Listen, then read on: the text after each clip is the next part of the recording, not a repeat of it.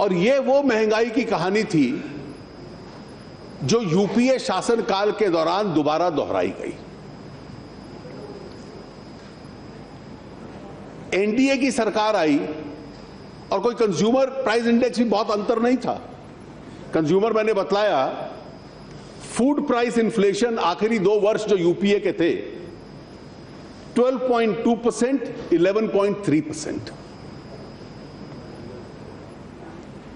पिछले कुछ वर्षों में महंगाई की सबसे गंभीर परिस्थिति अगर कोई थी तो यूपीए अपने शासनकाल में जब सत्ता से बाहर गई तो महंगाई को उस परिस्थिति में छोड़कर गई थी। और उस वक्त अगर चुनाव के दौरान देश का कोई प्रमुख नेता यह कहता है कि मैं सरकार में आऊंगा और उस महंगाई को नीचे लाने का प्रयास करूंगा, तो इसमें कोई किसी को शिकायत नहीं होनी चाहिए थी। होलसेल प्राइस इंडेक्स भी यूपीए के अंतिम 2 वर्षों में था 7.4% एंड 6%। एनडीए की सरकार आई। I am grateful to mister Karunakaran for mentioning the figure. For 18 months in a row, this country saw a negative wholesale price index. And what Mr. Karunakaran just now mentioned was that in the month of May it was 0.8%. In the month of June it was 1.6%. So what comparison are we talking about? You are talking about a government which left behind a double-digit inflation, and today you have a situation where step-by-steps have been taken in each sector in order to try and see that inflation could be contained. Any form of bluster, Mr. Deputy Chairman, is not a substitute for statistics. These are hard facts, these are published facts, these are in public domain. ये सच्चाई है कि आज जुलाई का महीना है, आप सब्जी का उदाहरण दे दें, मॉनसून बरसात के महीने में जब बरसात आने से पूर्व एक सीजनल राइज होता है। मैं केवल उन्हीं वस्तुओं का जिक्र करूंगा जिसका कि आज जिक्र किया गया। यह महीना सीजनल राइज का है। जब फसल आती है तो दाम गिरता है। अब आपने जिक्र किया गया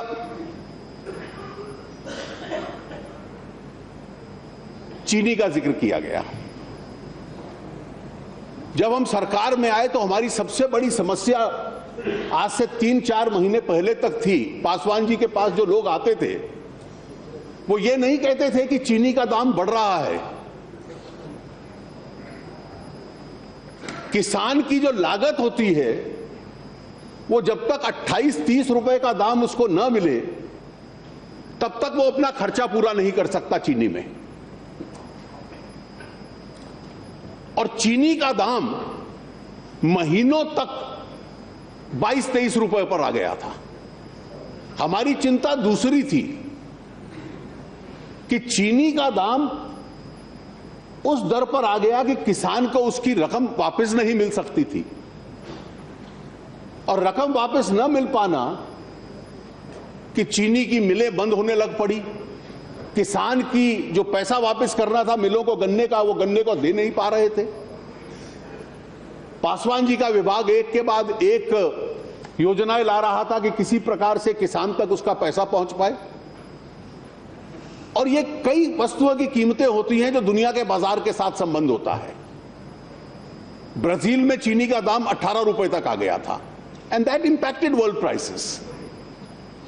हम लोगों ने कदम उठाए और लगभग अधिकतर कोई 27,000 करोड़ के करीब किसानों का देना था, वो 1,500 करोड़ के करीब आ गया जो मिलों ने देना था इनकी योजनाओं के माध्यम से। और बीच में जब दाम बढ़ने लगे तो महीना पहले देखा गया कि धीरे धीरे बढ़ते हुए 30-32 रुपए तक रहते तो शायद किसान को उसका दर भी मिल जाता और चीनी एक नियमित मात्रा में लोगों को उपलब्ध भी हो जाती है। दाम 40 रुपए से ऊपर जाने लगा, तब इनके विभाग को लगा कि अब उपभोक्ता को नुकसान होगा, तो एक्सपोर्ट के ऊपर प्रतिबंध लगाया और उसका असर यह हुआ कि आज फिर शायद 33-34 रुपए के आसपास आया है। और प्रयास यह है कहीं 1-2 रुपए और कम हो जाए ताकि चीनी का दाम किसान को भी दर ठीक मिल जाए और उपभोक्ता को भी सही दाम पर मिल जाए। आपने जिक्र किया, मैंने भाषणों में सुना प्याज का, अनियन का। आज से 3-4 महीने पहले यह स्थिति थी कि सबसे बड़ी फिक्र यह थी कि किसान को प्याज का दाम कैसे मिलेगा। अप्रैल के महीने तक लगातार 3-4 महीने प्याज का दाम -1, -10.2, -6% घटते घटते गिर रहा था। लोग सड़कों के ऊपर प्याज फेंक रहे थे। पिछले 2 महीने में थोड़ा प्याज का दाम उसमें बढ़ा है, और जब नई फसल आएगी उसके बाद फिर नीचे चला जाएगा, ये चिंता है। 20,000 टन खरीदना पड़ा, 20,000 टन फेंकना पड़ा, खरीदना पड़ा, पासवान जी कह रहे हैं, इसलिए कि किसान को उसका दाम पड़ पाए। और आज हम बिना आंकड़े देखे हुए कहें कि आसमान तक प्याज का दाम पहुंच गया। टमाटर नहीं फेंक रहे, प्याज फेंक रहे हैं। अच्छा, मैं टमाटर का भी आपको बतला दूं, आपने जिक्र किया, मार्च के महीने तक सलीम साहब लगातार 3 महीने टमाटर माइनस की रेंज में जा रहा था। अब प्री मॉनसून सीजन में बढ़ने लगा, मॉनसून की फसल आएगी फिर आप देखना। और मैं इसका जिक्र इसलिए कर रहा हूं कि हमारी सरकार का जो पूरा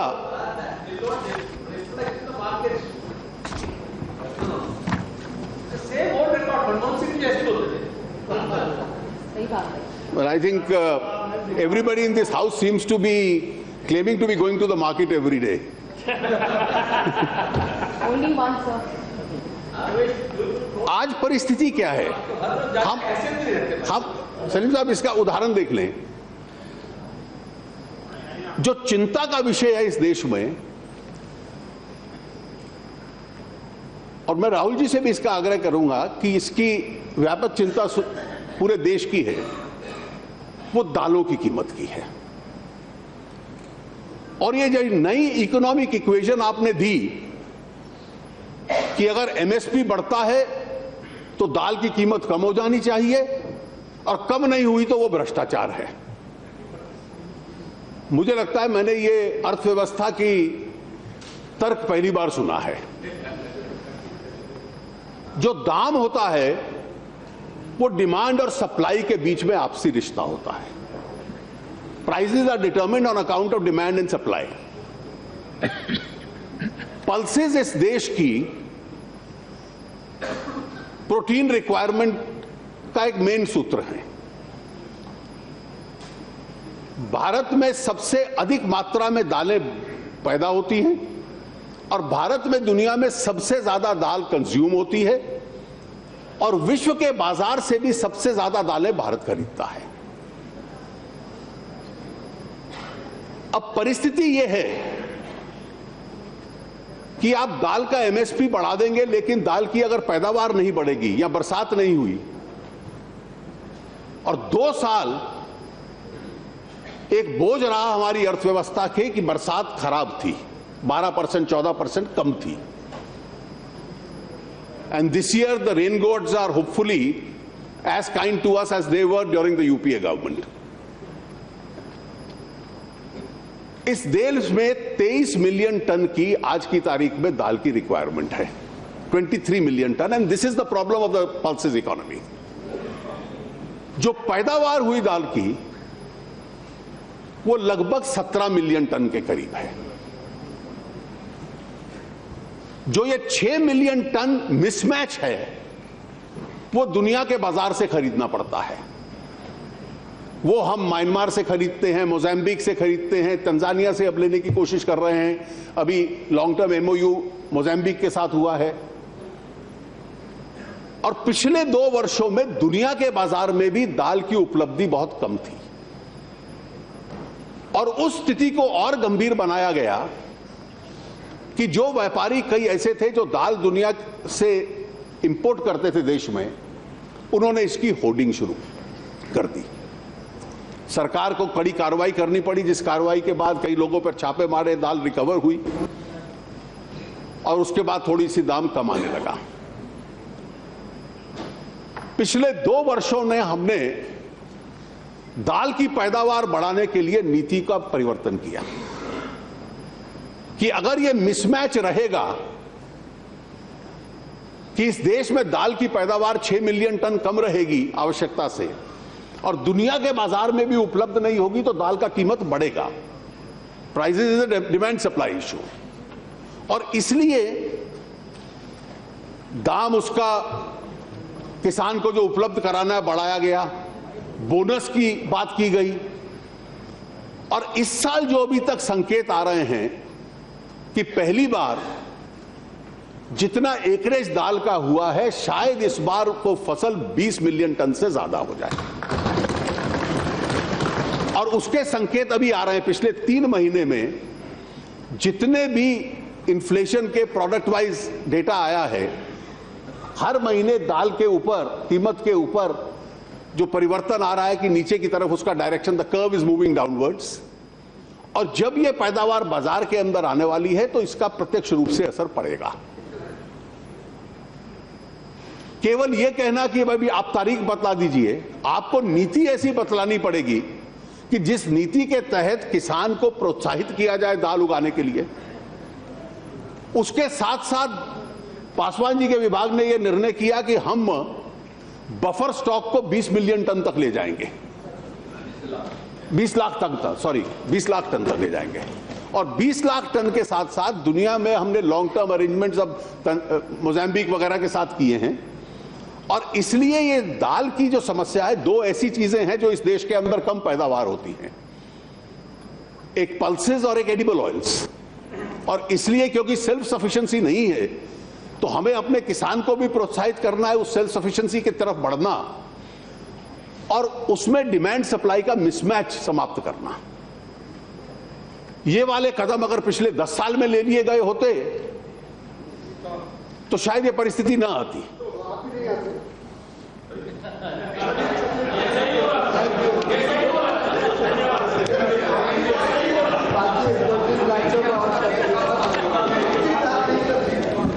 आज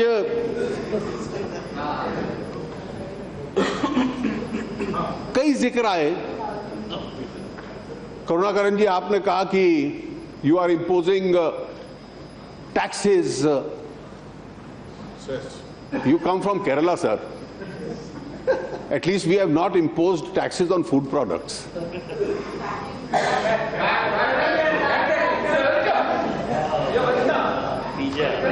Therefore, there are state governments which have been imposing taxes on samosas also.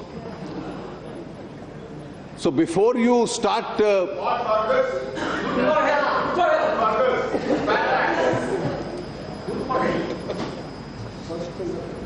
What is the position, sir?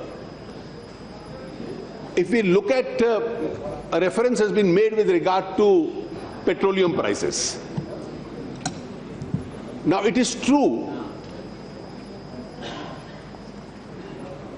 that the prices of crude have come down. They came down below $30. Now they went back to about $50. They are around $44, $45 today. How has India used, and this is being globally commented upon, how has India used this reduction in the crude prices? ये जो back of the envelope calculation होता है ना,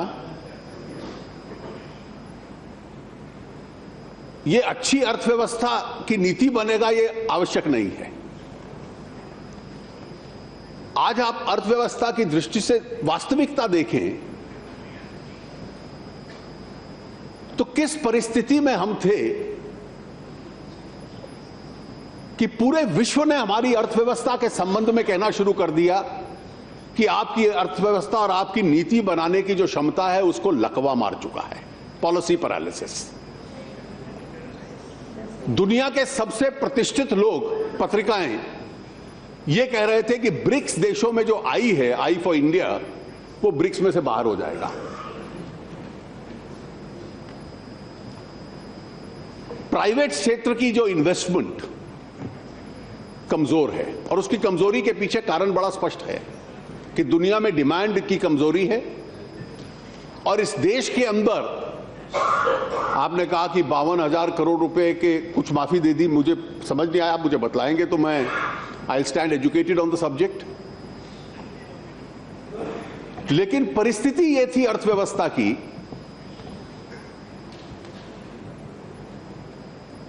कि banking system के सामने जिस प्रकार से बैंकिंग सिस्टम में कंडक्ट हुआ, कुछ भी कारण रहे होंगे, मैं उस विवाद में नहीं जाता, कि उसकी क्षमता इस देश की ग्रोथ को समर्थन करने का, to support growth, the ability of banks itself had gone down. इस परिस्थिति में अर्थव्यवस्था को छोड़कर एक सरकार जाती है, हमारे सामने उस अर्थव्यवस्था को खड़ा करने के रास्ते क्या थे? पूरे विश्व में मंदी है, पूरे विश्व की विकास दर नीचे जा रही है, इमर्जिंग इकोनॉमीज कमजोर हैं, जो विकसित देश हैं उनमें भी ग्रोथ अनसर्टन है, और कहीं ना कहीं किसी ना किसी देश में, क्षेत्र में कोई संकट आता है जिसकी वजह से समस्या आती है। और विश्व के सामने एक बहुत बड़ी समस्या है कि रिसोर्सेज के जो दाम हैं, कमोडिटीज के जो दाम हैं, वो बीच में बहुत कम हो गए, उससे मंदी और बढ़ गई। और भारत में बैंकों की क्षमता उस ग्रोथ को सपोर्ट करने की नहीं थी, अर्थव्यवस्था की विश्वसनीयता नहीं थी, ब्याज दरें ऊपर थी, मुद्रास्फीति मैंने दिखाया 10% और 11% पे थी। और इस परिस्थिति में अगर अर्थव्यवस्था को पुनः स्थापित करना था तो इस देश के लिए यह अनिवार्य था कि जहां जहां से साधन उपलब्ध हो सकते हैं उन साधनों को लाया जाए। हम लोगों ने जो तेल की दाम में गिरावट आई, उसको 3 प्रकार से प्रयोग किया। तेल कंपनियां फ्यूचर भविष्य की खरीदारी करती हैं, एक हिस्सा, क्योंकि उसमें उनको काफी घाटा होता है, तेल कंपनियों को भी उस लॉस को ऑब्जॉर्व करना था। These are public companies, they can't keep on subsidising and suffer a loss. इसका दूसरा हिस्सा था जो उपभोक्ता को लाभ मिले, जिससे थोड़ा इन्फ्लेशन कम हो। तो कई बार क्योंकि बाजार की दाम के साथ, क्रूड के दाम के साथ पेट्रोल और डीजल का दाम लिंक्ड था, और यह प्रक्रिया आपकी सरकार ने भी शुरू की, हमने उसको कंटिन्यू किया, और इसलिए उपभोक्ता को भी एक हिस्सा लाभ का मिला। और तीसरा हिस्सा हम लोगों ने सरकारी साधन में आ जाए उसको टैक्सेशन में लिया। उपभोक्ता को कम दिया, अरे बता रहे हैं, अरे आप सुन तो लीजिए। Dipendra ji, that money is used for the benefit of the consumer. Now that goes into the central pool of taxes. 42% of it goes to the states. 58% is retained by the center. And therefore that additional resource is used by the center for capital investment and infrastructure. Now the man who uses petrol and diesel and drives his car now drives on a much better highway, and somebody has to pay for that highway. Do you know the state in which the UPA left the state of the national highways? The first 17 tenders which were issued by this government didn't get a single response. The highway sector had to be revived. Railways needed more investment. The port sector needed more investment. Investment in rural roads had to be increased. And therefore the NDA government, Mr. Modi's government, used this entire investment We made up for the loss of the oil companies. We passed on benefit to the consumer, and we used the third part of the share also enlarging public interest by diverting it into public investment. We empowered the states by giving them more resources so that they could also make public investment.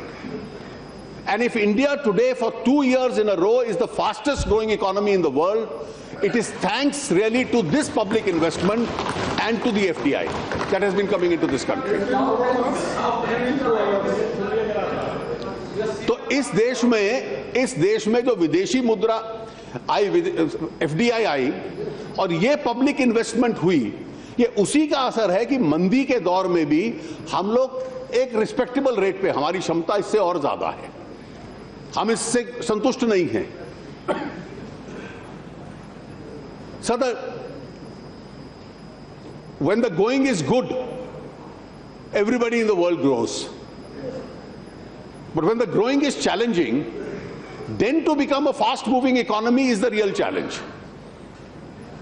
And therefore, you had to employ tools and policy directions by which you could use this for the larger benefit of the economy itself. And therefore, please don't indulge in this back-of-the-envelope calculation. It will mislead you. You could have passed on the entire advantage and then said, we have no public investment to make and therefore our growth rates go down. That's not in larger public interest. And therefore, I think this time has come that we must settle this issue, that the benefit of the oil prices has been shared 3 ways. And I believe our government has done the correct policy by sharing it 3 ways. It's been used for the benefit of public oil companies so that they continue to have a robust strength. It's been used for the benefit of the consumer by giving him the benefit. It's been used for creating infrastructure and for the larger interest of the society. And that also has helped us. अब आपने कहा कि हमने ऋण माफ कर दिया किसानों का। इस साल ग्रामीण सड़कों पे 3 गुना ज्यादा खर्च होगा। ऋण तो एक बार माफ होता है, लेकिन ग्रामीण इंफ्रास्ट्रक्चर जब खड़ा होता है, rural roads, rural sanitation, interest subvention, एक लैंडमार्क क्रॉप इंश्योरेंस स्कीम, अब 10 तरह के डिवाइस, रूरल सैनिटेशन, इरिगेशन जो प्रधानमंत्री कृषि सिंचाई योजना है, अब इन तमाम कदमों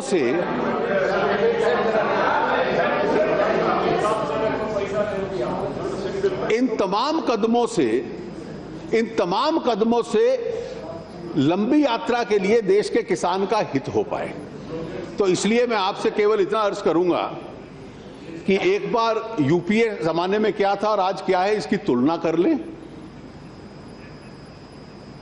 अगर दाल में डिमांड सप्लाई का मिसमैच है तो उसमें कोई भ्रष्टाचार ढूंढने का प्रयास ना करें। ये तो एक विडंबना है कि 2 साल से हमारी सरकार चल रही है और आज भी करप्शन स्कैंडल जो बाहर आते हैं वो यूपीए के आते हैं, हमारे नहीं आते। और इसलिए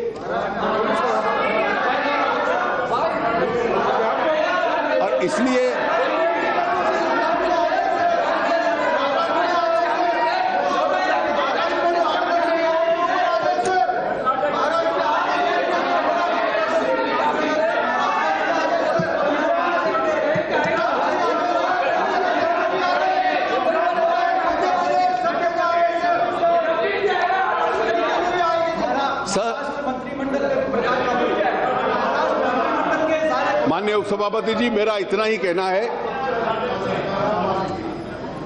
कि हम लोगों ने डबल डिजिट इन्फ्लेशन इनहेरिट की थी, उसको नियंत्रण में रखा है और उस हालात में नियंत्रण में रखा है जब 2 साल बरसात खराब थी और इसलिए फूड इन्फ्लेशन जिसकी वजह से बढ़ती थी। इस बार जो परिस्थिति है बरसात की जिस दिशा में जा रही है उससे अर्थव्यवस्था का भी लाभ होगा और मुझे पूरा विश्वास है कि आने वाले दिनों में जो नियंत्रित इन्फ्लेशन है और संख्या में अपने आप में कम होगी। आपका बहुत बहुत धन्यवाद।